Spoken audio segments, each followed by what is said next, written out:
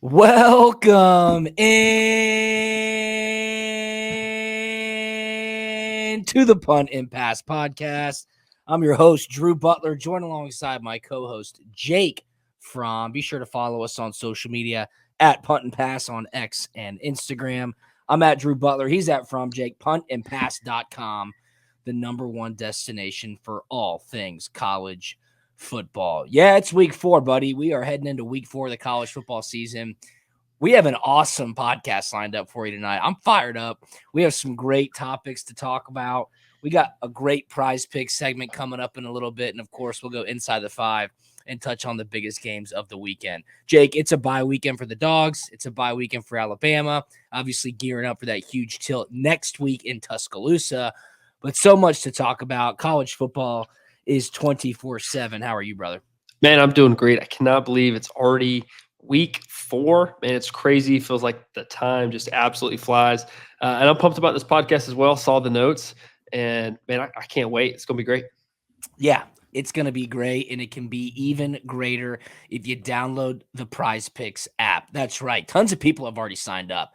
That's really encouraging. That's really exciting. We've got a bunch of new listeners since we switched over to Odyssey. So we appreciate everybody rating, reviewing, subscribing to the podcast, checking us out on YouTube. And when you download the Prize Picks app, you instantly get $50 when you use the promo code PUNT. How sweet is that? Download the Prize Picks app or go to prizepicks.com. Use the promo code PUNT, P-U-N-T, PUNT, when you sign up, and you get $50 instantly when you play your first $5 entry. Win or lose, you're instantly getting $50 when you use that promo code. Prize Picks is the largest independently owned daily fantasy sports platform in North America. It's the easiest. It's the most exciting way to play DFS. And why is that? Because it's just you against the numbers. You don't have to battle anybody. You don't have to go up against the players, the pros, or the sharks.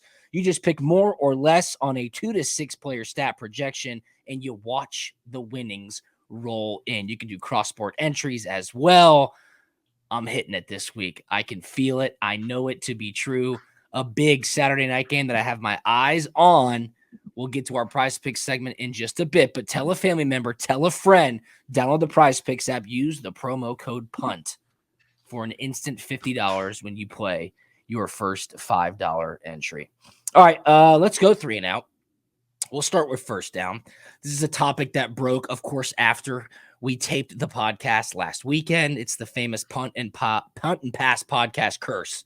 I'm telling you, people, whenever we record a podcast, 15 minutes after we end recording, news breaks.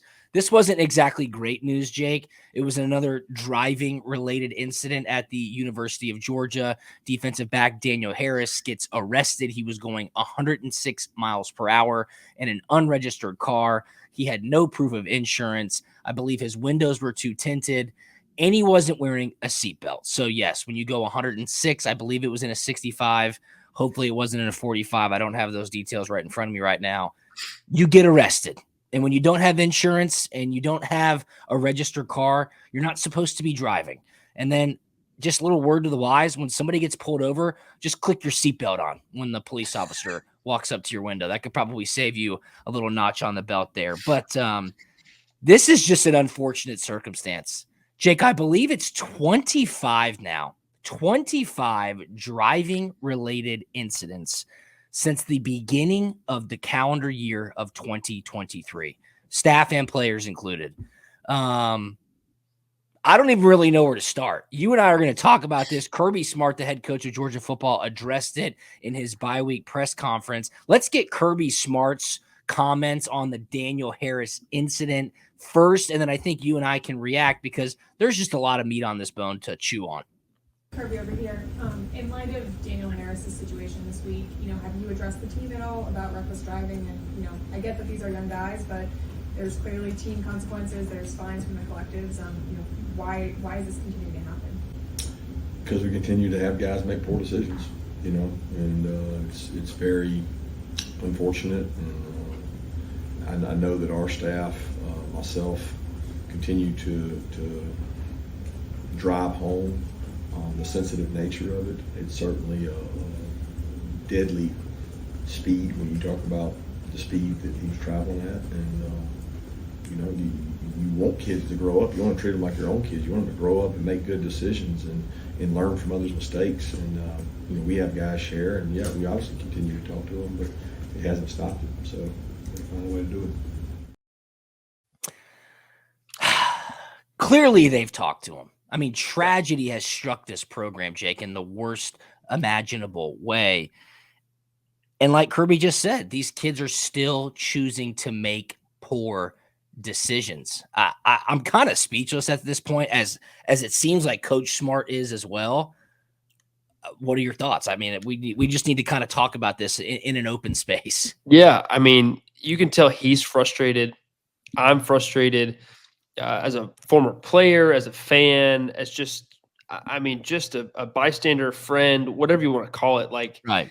We just can't keep making these kind of poor decisions, like Coach mentioned. And I mean, like at some point, it's not about you; it's about somebody else, and who Right. you can affect, and everything that kind of goes along down that path. And I don't know, man. I don't get it. I don't like what has changed. Like I know guys got in trouble when I went to school. I know, some guys probably got in trouble when you went to school. Yeah. I just feel like this is just overly frequent now than what it used to be. And I don't know if it's the money thing. They're getting more access to, expensive vehicles that go faster.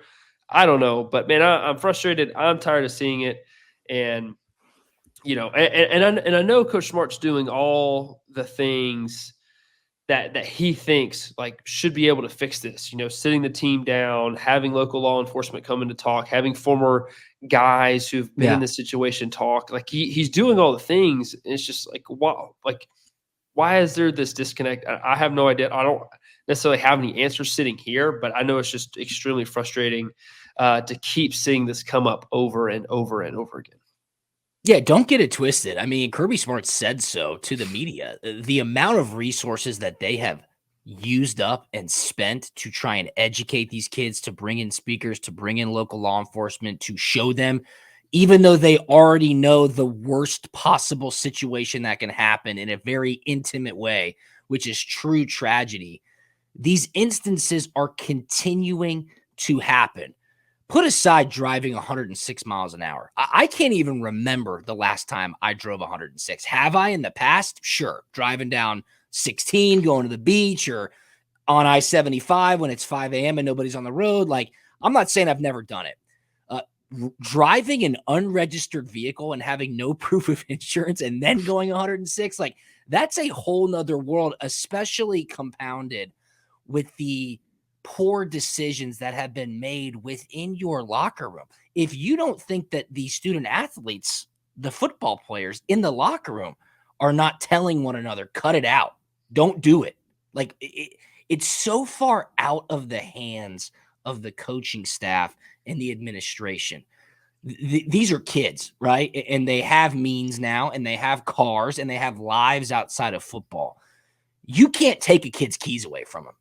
You can't say you don't get to drive a car if you're at our school, because then recruiting's gone out the window. You're going to get a terrible rep. I'm sure there's laws around not being able to do that, but it is so frustrating, and there's no excuse for it to continue to happen. Here's what I said a year ago.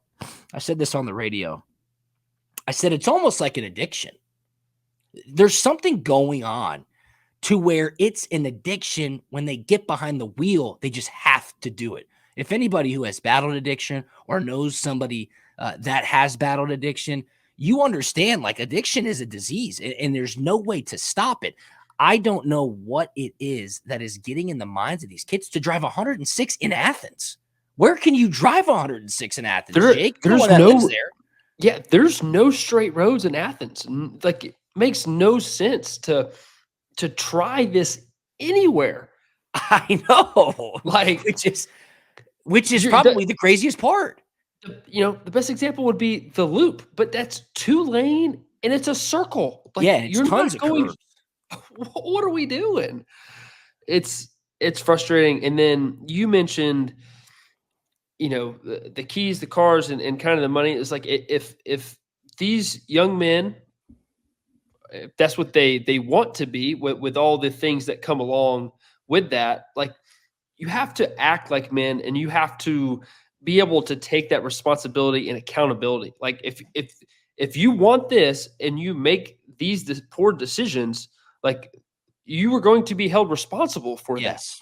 Like there has to be some accountability here in this. And I don't know. Like I think the accountability and the punishment is going to have to start getting more severe in-house. I'm talking because I don't know. Something's got to change. Something's got to happen. Like, hey, look, if this young man may help you win a football game, sure, but is that football game worth his life? Yeah, and that's a great question. And on the flip side of that, worth his life, it's important to note the immediate reaction. I mean, when I read this Friday morning and I'm reading that this kid's going 106, no proof of insurance, unregistered vehicle, with everything that has been going on the last 2 years, my immediate reaction was kick him off the team. Kick him off the team. Because it's happened so often. This is me talking as an alumni. This is me talking as a parent. This is me talking as, I don't know, a peer to Daniel Harris. We're both Georgia Bulldogs. There's certainly a brotherhood there.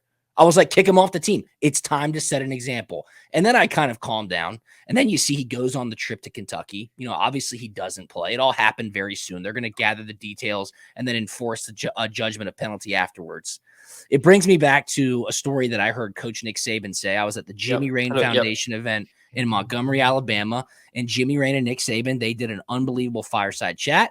And Coach Saban was just talking about this day and age of college football and how there's no more sense of developing young men. Like in the grand scheme of things, it's all about money. It's all about NIL. It's all about, all the things that we always talk about.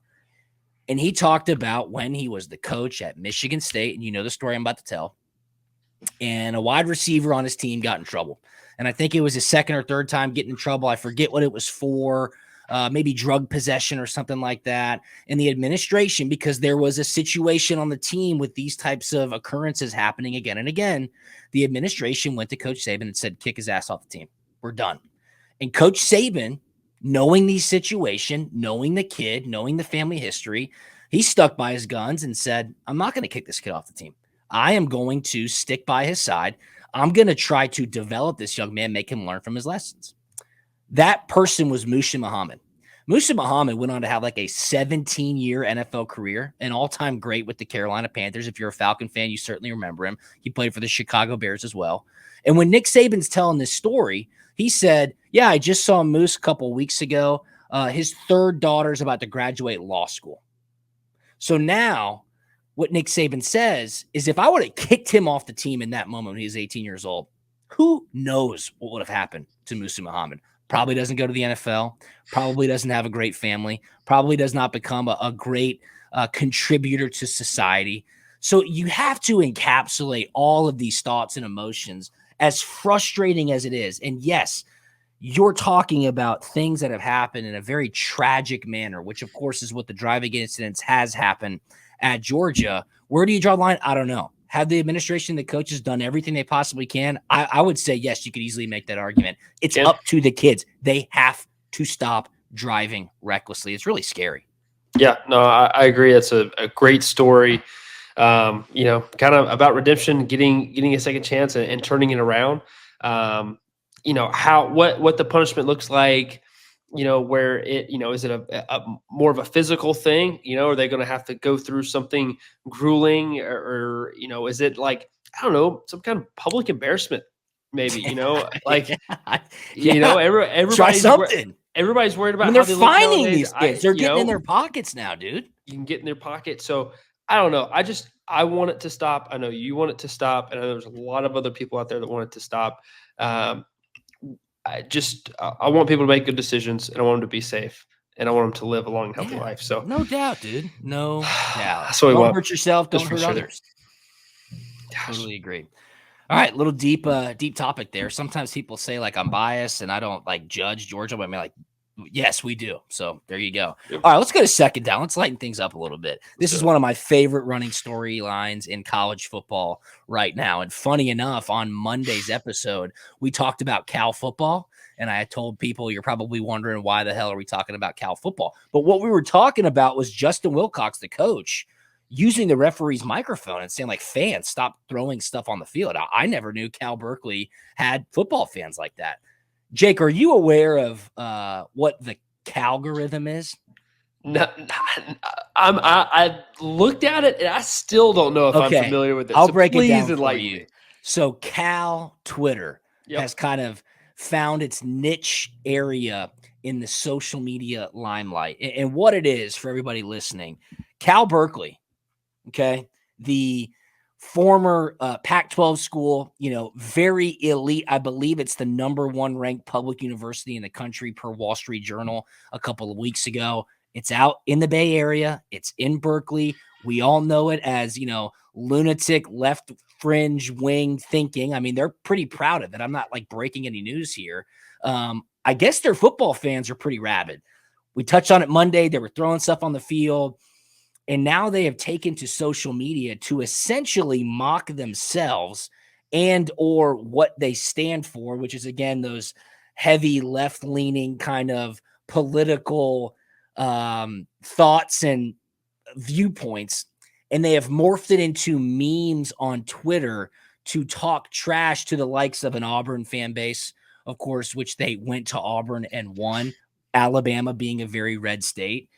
And now they're heading to Florida to take on Florida State. Florida, obviously, a very red state as well. So they're creating these memes to make fun of themselves and essentially say, giddy up, because, quote unquote, woke California and the liberal agenda California Bears are coming in to Florida to beat your football team. So if you're watching on YouTube, I've got a couple of memes that I've pulled up here. Jake, I'd love to walk you through them, because they are hilarious. So these are California fans making these memes.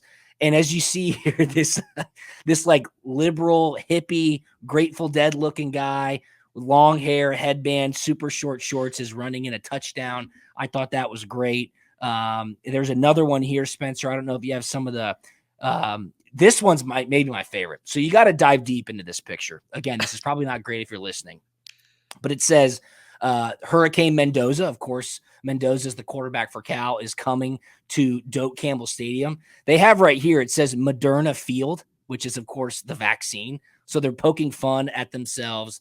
Liberals, push the vaccine or whatever. Moderna Field at Doak Campbell, in parentheses, he, him. So they're putting pronouns on the stadium. Gosh. That's great. You got to look at what's out front, a fake ballot drop box. This is great stuff. Then on the bottom right, it says this is a safe space.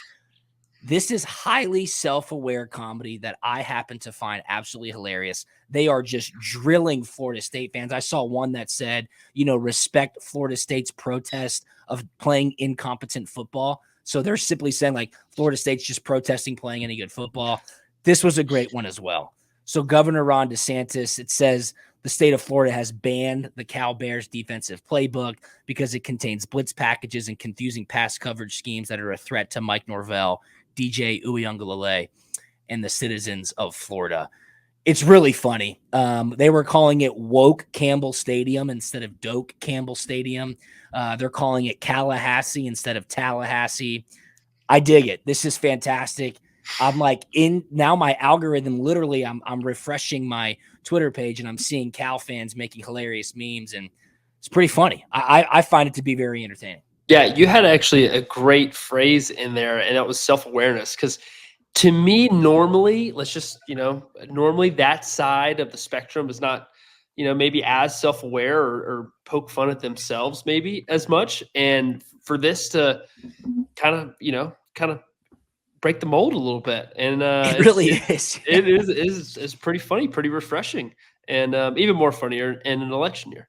I mean, the student body at Cal, these are kids that like protest inside treetops if their, preferred flavor of oat milk is not at their cafeteria. And like, they're proud of it. Like, this is what they do. Oh, yeah. It is a Looney Tune space out there. I have friends that have gone to Cal and they're like, yeah, it's crazy. There is a small section of the student body that is absolutely insane in the ways that they think. God bless them. I respect the fans who are embracing that and now using it to talk trash to the likes of Auburn or Florida State. So woke Campbell Stadium, Moderna Field at Doak Campbell, him stadium. Like, that is funny. That is straight up funny stuff. So keep it up, Cal. Keep winning football games.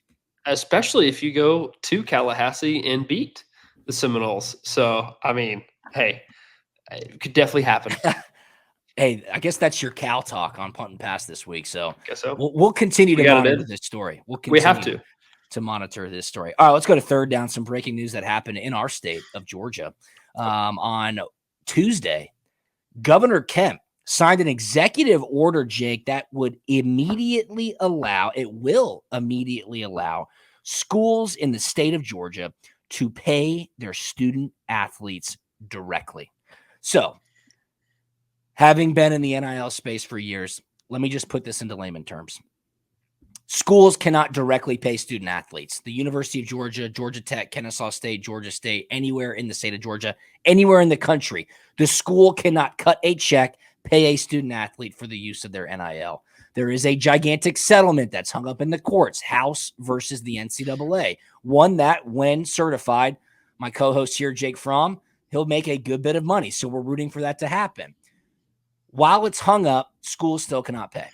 Governor Kemp took it upon himself to say, in our state of Georgia, schools can immediately pay student athletes for use of their NIL until that settlement is approved. So he's giving Georgia a huge leg up, a gigantic advantage by saying if the NCAA wants to take action, adverse action against a school or a student athlete, they got to come see us in court, knowing that the NCAA wants no part of that. So I actually commend Governor Kemp with this move. I do not think the federal government should get involved in college sports. He's essentially signing a bill and saying, you know what, we're staying out of it. Let the schools pay the kids if they want to. As we all know, some of these collective agreements with these prospective student athletes and current student athletes, Jake, are just ballooning in value.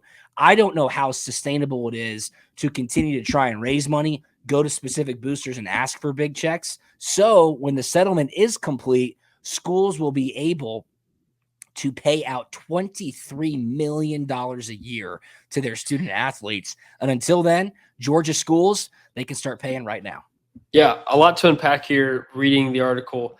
Obviously, the thing that caught my eye was this when it settles, this giant number payback. I'm like, oh, okay, that might be pretty nice. But it's going to be nice for you. I'm just telling you, I've crunched the numbers. It's going to be nice for you. I hope so. We'll see. But I love Kemp doing this. Hey, man, just let's let the government stay out of it. Let schools do what they want to do, and hey, let them figure it out. If that's the price, then that's the price. Let's talk about some indirect consequences here. Does the cost of tuition go up?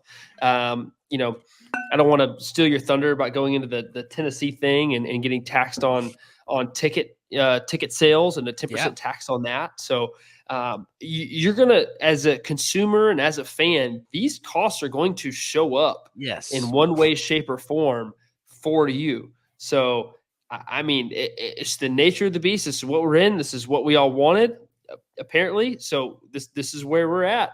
I do think the NCAA is just hoarding a butt ton of money somewhere. And yes. I don't know how, how they're going to pay and all that good stuff. But if the schools and the universities are kind of now going to have a basically payroll for their student athletes and the football team,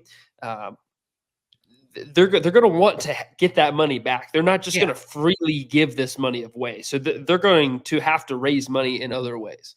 Absolutely. I mean, they are passing the baton as far as filling these buckets that then they'll be able to turn around and spend on student athletes. To your point, Tennessee announced on the same exact day that their 2025 ticket prices are getting a 10% increase, and they're calling it a talent fee. So they will be scraping or adding 10% into ticket prices in 2025, scraping that 10% off the bottom line, the top line, and directing it into a pool which will then be paid back to, I guess, football players, right? You'd want to give it back to football players rather than all the student athletes, but I have no idea. So these costs are being passed on to the consumer, as Jake Fromm just said. Do not get it twisted. And this is why I always say there's a reason that more games are in neutral sites. There's a reason that they went to 12 college football playoff games. There's a reason why tickets are extremely expensive to go to college football games. It's because they don't want you to go. They want you to sit at home. They want you to turn your TV on. They want those TV advertising revenue dollars to go through the roof and continue to rise and rise and rise. It's the exact same thing as the NFL. The NFL obviously is an absolute behemoth, but the professionalization of college sports is upon us. These student athletes are going to continue to make more and more money. And what I would say to them is just be careful what you wish for. Jake, you're in professional sports right now. I would assume that you're a part of the NFLPA, which you have to pay to be a member of. And I would just tell student athletes, you want to unionize, you want to become an employee, you want all these rights. Look, God bless you. But in the case of Daniel Harris, who we just discussed, you go 106, you break a team rule, dude, they can cut you in 2 seconds. Then you're fired. Then you're no longer at that school. Good luck, you're on your own. So be careful what you wish for. Being a student athlete right now, it's the greatest time ever to be a student athlete. Yeah, man, I agree. You said it very well. Be careful what you wish for in the professional athlete space. You're getting cut, you're getting fined, all these different things. The next thing you know, you're coming in after practice and you have the media in the locker room. Makes no sense. Just be careful what you wish for. Yeah. Yeah. I mean, it's real life. That is real life. And being a student athlete right now is, it's a great life. It really, really is. Everybody's looking out for you. The grass is not always greener. I'll just say that. I will just say that. All right, that was our 3 and out. Let's dive into our prize pick segment because I need to win. I need to win like the worst way possible. So I'm going to keep it simple. First off, things are bad that when I throw out my Carson Beck pick last week, 212 yards, which is a promo on prize picks. Of course, they have the worst game ever and they couldn't throw the ball. So hand up. That's my fault. Went 2 or 3. Didn't work out. I got one. Okay. We're sticking with the QBs. I have to. Those are my guys. Nico Iamaleava going to Oklahoma to take on the Oklahoma Sooners. Top 15 matchup, 7:30 p.m. ABC on Saturday night. We'll dive into it in just a little bit. But Tennessee is on absolute fire right now, averaging 63.7 points per game. Prize Picks right now has his stat projection at 1.5 touchdown passes. We're going more than that. Nico's throwing a couple in the end zone. There's no doubt about it. Nico Iamaleava, more than 1.5 passing touchdown. And then we're going to Friday night. So this is either going to be celebrate on Friday night, we're on to Saturday, or it's cooked on Friday night and it's not good for DB. Dylan Raiola. We talked about him a lot on the pod. Wow.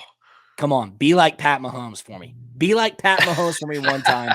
At home, Friday night against Illinois, a top 25 Big Ten matchup. Dylan Raiola, more than 1.5 passing touchdowns. So we're keeping it simple, stupid. We're going with the KISS method. Keep it simple, stupid. Nico Iamaleava, Tennessee's quarterback, more than 1.5 passing touchdowns. Dylan Raiola, Nebraska quarterback, more than 1.5 passing touchdowns. KISS. Keep it simple, stupid. That is your Prize Picks entry of the week. Download the Prize Picks app. Use the promo code PUNT. And when you play your first $5 entry, win or lose, you instantly get $50. Download the Prize Picks app. Use the promo code PUNT. Put this in for your first $5 entry. Nico Iamaleava, more than 1.5 passing touchdown. Dylan Raiola, more than 1.5 passing touchdown. There you go, Jake. Good or bad? What do you think? Dude, I love it. I think the Tennessee QB is a layup because Heupel is going into Oklahoma. It's a little personal, and I think he's going to want to run it up. So I really like that one. And with Dylan Raiola, I mean, he wants to be Pat Mahomes so bad. How do you become Pat Mahomes? Passing touchdowns. Just makes sense. $50 wins you 125. That's what I just did. I just put it in there. Look at that. Bam. Prize Picks app. The best. Download the Prize Picks app. Use the promo code PUNT. All right, let's go inside the 5. 5 games. We're doing pretty good. We've been picking pretty well so far this season, so let's keep it rolling. We'll start with that primetime Saturday night matchup. Number 6 Tennessee at number 15 Oklahoma. This is where College Game Day is. 7:30 p.m. Eastern on ABC. Right now, Tennessee's a 7-point favorite, Jake. The total here is 57.5 points. Yeah, I mean, I think the total needs to be higher. I mean, I think this is going to be a shootout. Wow. I think Tennessee could arguably score 50-something points themselves. I mean, they've been doing it every game up to this point. Why do we think that's going to change right now? So I think this game's a little bit personal for Heupel and Tennessee going to Oklahoma. I don't know. I think this is a really cool game, something we don't see all the time. I guess we will be now that Oklahoma is in the SEC.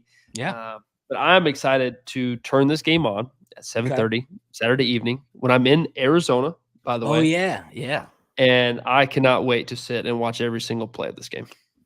I got so you're Tennessee big. Tennessee, All come right, on. He's going Let's with go. Tennessee big, laying the 7 points. So Josh Heupel, famously a great quarterback at Oklahoma, a Heisman finalist. I believe he was on a national championship team. He then coached at Oklahoma. He was a Heisman finalist. No way. Oh, yeah. LaDainian Tomlinson, Drew Brees, Josh Heupel, Chris Winkie won it that year. Yeah, I think it was 2000. There you go. What? Stat of the day. Josh Heupel, Heisman finalist. Yeah. Did you hear the Brent Venables story when Brent Venables was talking about him in his press conference? Venables, who was an assistant at Oklahoma when Heupel was a quarterback. Mike Leach was an assistant there as well. Rest in peace. Venables is telling the story. He's like, yeah, dude, Heupel was like a freshman, this kind of like pasty, chubby. This is him on the press conference this past week. Pasty, chubby. It's in the middle of winter. He's in the indoor. He's from South Dakota. And I'm sitting there with Coach Mike Leach. And, we want to go recruit Akili Smith. Akili Smith, 5-star, great quarterback in college and then in the NFL. And he's like, I'm looking at Heupel throwing these balls, like warming up, lefty, balls kind of wobbling out of his hand. And Venables goes, I looked at Mike Leach and was like, this ain't it, coach. And he goes, Mike Leach wanted nothing to do with Akili Smith. He's like, nope, this is my quarterback right here. And they were like, what? This guy? And Venables was like, so, never judge a book by his cover. I was dead wrong. Josh was a great player. And that was just a funny story. So Heupel then coached at Oklahoma for 10 years, got fired. That video has been kind of picking up steam on social media. Bob Stoops having to fire Josh Heupel. And now he gets to go back to Norman, Oklahoma's first ever SEC game. It's their first home game, obviously. And Tennessee is on a roll. 69 points in game 1, 51 points in game 2, 71 points in game 3. That's good for 63.7 points per game. Get this, though. Oklahoma's forced 10 turnovers, Jake. Through 3 games, they're +8 in the turnover ratio. So, little something to chew on. One more stat. My buddy Tony Morelli is a huge Tennessee fan. I was just peppering him with some stats earlier this week. I was like, I don't know, Tony. Tennessee's lost 5 of their last 7 true road games. He's like, what does that matter? Well, why does that matter? This is a totally different team. I go, I don't know. I'm just giving you stats. With all that being said, Tennessee huge. Like it.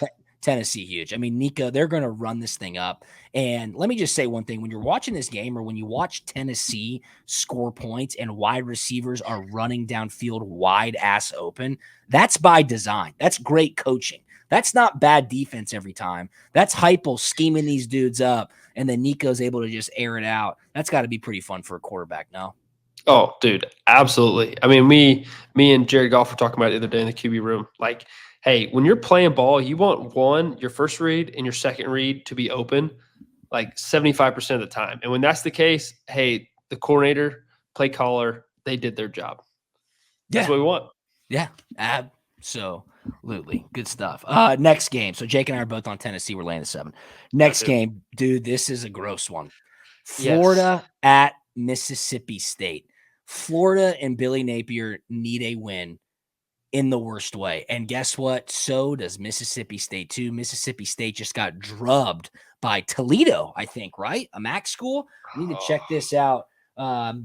Toledo scored 40 plus on them last week. I mean, bad look for Jeff Lebby and the crew at Mississippi State. So Mississippi State welcoming in the Florida Gators. Florida is a 6-point favorite. The total here is 58.5, Jake. This is like a toilet bowl in week 4. It's pretty tough. How is the total for this game? I thought the same thing. I thought the exact same thing. What kind of sense does that make? The total for, I mean, I could see this being a NFL score of 20 17 to 14. 13, like, I don't know. But hey, I got Florida because I'm feeling optimistic. All right. I'm feeling optimistic. I think the troops are going to rally. It saved Napier's job operation going down in Gainesville. I don't know. If there's a week to get back on track, it is this week. And they need it. They need it bad. And we'll see kind of what they do at quarterback. I don't know exactly, but I'm sure they got a good plan. And man, we just need 1 out of 2 guys to go out, execute, and do their job, and not turn the ball over. Yeah, I mean, that's a pretty good breakdown. Pretty honest assessment as well. Here's what I have to say. 1, if Florida loses this game, Billy Napier probably gets fired right after. Yeah. I mean, that probably does happen. Yeah. It's an 11 a.m. local kickoff. The cowbells will be out and ringing. The last time Florida was in Starkville, they won 13-6. So again, that's your thought process. So I'll go under. You mean to tell me that Florida doesn't have better athletes than Mississippi State? I mean, come on. Yeah. Come on. No, just run the ball. How about that? Put TJ Lagway in there. Don't turn the ball over, run the ball. You'll beat Mississippi State. I'm laying the 6 as well with Florida because desperate times call for desperate measures. Billy Napier, way more desperate than Jeff Lebby, no doubt. So we're on the same side there. 2 favorites. All right, Arkansas at Auburn, 3:30 p.m. on ESPN. Auburn, a 3-point favorite. So Vegas is telling you these 2 teams are very evenly matched. The total here is 56.5.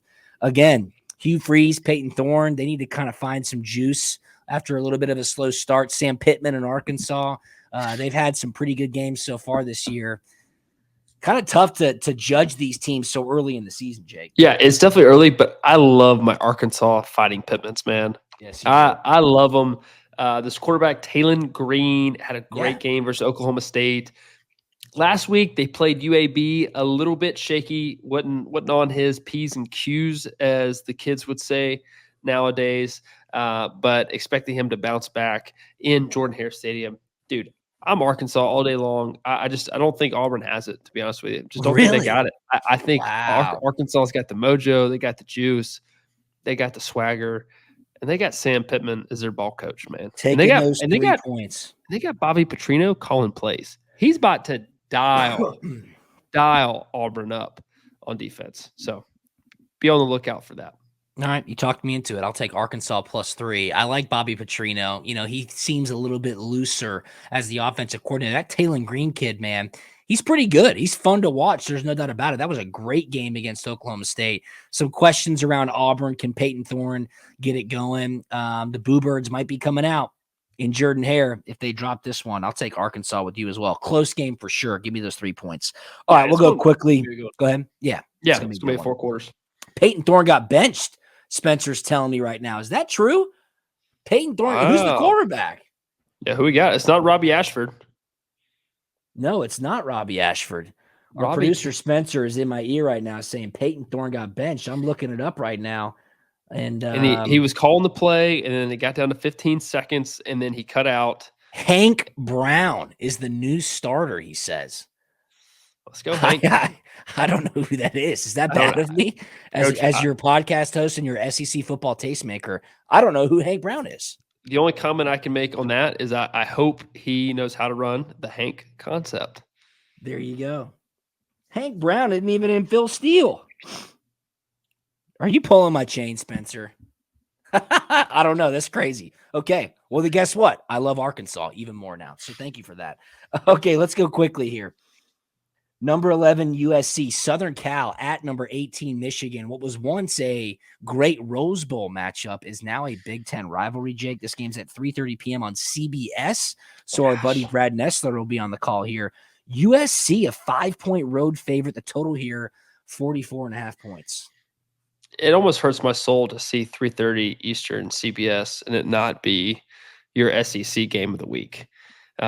Just hurts my soul, honestly. It really does. But this is USC all day long. I don't care if it's in Ann Arbor. I really am starting to like USC's quarterback. I think he's kind of savvy. I think he's got it. It's very quick twitch. Gets the ball out, pretty accurate. And I think he's only going to get better as the season progresses. And he's got Lincoln Riley calling plays. And give me the Fighting Trojans. Yeah, I like that as well. Michigan's still searching for answers on the offensive side of the ball. They announced Alex Orji as their starting quarterback. This is USC's first Big Ten game, so there's a lot of juice here. They're coming off a bye week as well. Miller Moss is a stud. There's no doubt about it. And SC's defense has kind of been a pleasant surprise. A small sample size through just 2 games, but I don't think Michigan's offense is going to present too much of a threat here. Stay away from the big run capability, and USC should win this football game. I like Lincoln Riley with the bye week. They got some great skill players, so I'll lay the 5 points as well with USC. Going back to Auburn for just 1 second. Yes, Hank Brown, quarterback, started the game last week against New Mexico, threw for 4 touchdowns and 235 yards. The week prior, Thorne threw 4 interceptions in a loss to California. So the woke mob of Cal football took down the starting quarterback. Wow, Now they're on to Tallahassee. They got him. Set.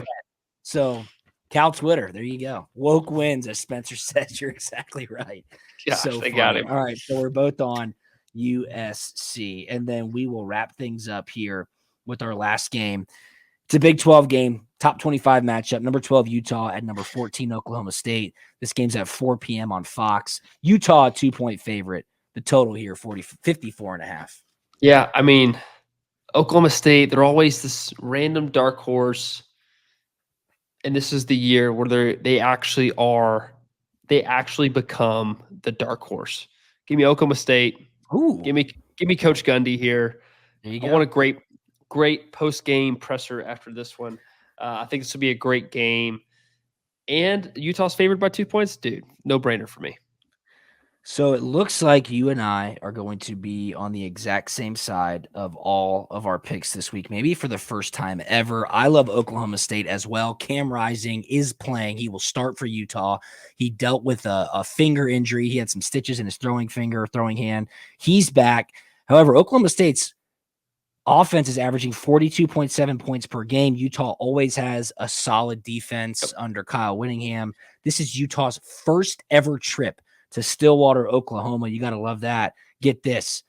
The Cowboys are 5-0 straight up and against the spread in Big 12 home openers. That's exactly what this is. Utah wasn't great on the road a year ago. You got to love a home underdog. Give me Oklahoma State plus 2.5 or 2 points. There you go. I feel pretty good about those picks. What do you, Jake? I like it. Very confident in my picks. I mean, all right. Can't wait to see just it go 5 for 5, baby. There you go. There you go. When do you guys leave for Arizona? Are you taking off Friday or going Saturday? Saturday. Yeah. Okay. Yep. Cool. Sounds good, man. Well, that was a great episode. Hope everybody enjoyed. It's always fun previewing a solid week of action. I know a couple of big time teams don't have games this weekend, but that just means next week will be even bigger. Be sure to follow us on social media at Punt and Pass on X and Instagram, at Drew Butler, at FromJakePuntandPass.com. Download the Prize Picks app. Do it, people. This episode of Punt and Pass presented to you by our awesome partners over at Prize Picks. Tell a family member, tell a friend, put it on your social media accounts. Use the promo code PUNT when you sign up.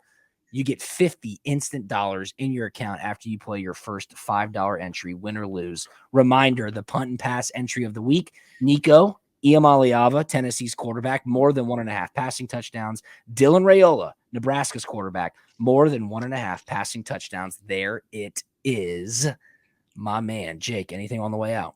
Yeah, if you got any good food restaurant recommendations while I'm in Arizona, shoot them to me. What do you like night before the game? Do you like steakhouse? Do you want something local? What are you trying to do? You know, I'm a big steak guy. Steak and taters, love them. Can't go wrong with that. Give me both. I want 2 options. In case I get coerced by some other fellas. Yeah, well, here's what you need to do. 1, let me know what hotel you're staying in. And then Okay. 2, I will cater my recommendations based on location. And then I'll give you a couple that you can look into and choose from. And I want you to be the ringleader. I want you to have the confidence to say, I got this, guys. I'll Man, take you to the right spot. Okay. I tell you what, that logical answer that you just gave me all the confidence in the world that you are going to give me a great spot. Yes, and Spencer's chiming in, our producer. He says there's a legendary pizza place there. Yes, it's called Pizzeria Bianco. It is right downtown in Phoenix. So if you stay downtown, which I don't think you will, highly recommend that spot. It is phenomenal. If you're out near Arcadia, I got a perfect steakhouse for you. So I got you, my man. Cool. I got you. All Good right. looking out. Spencer, our great producer, thanks so much. Everybody, please rate, review, and subscribe wherever you get your podcasts and on YouTube. Have a great weekend, and we will talk to you on Monday. See ya.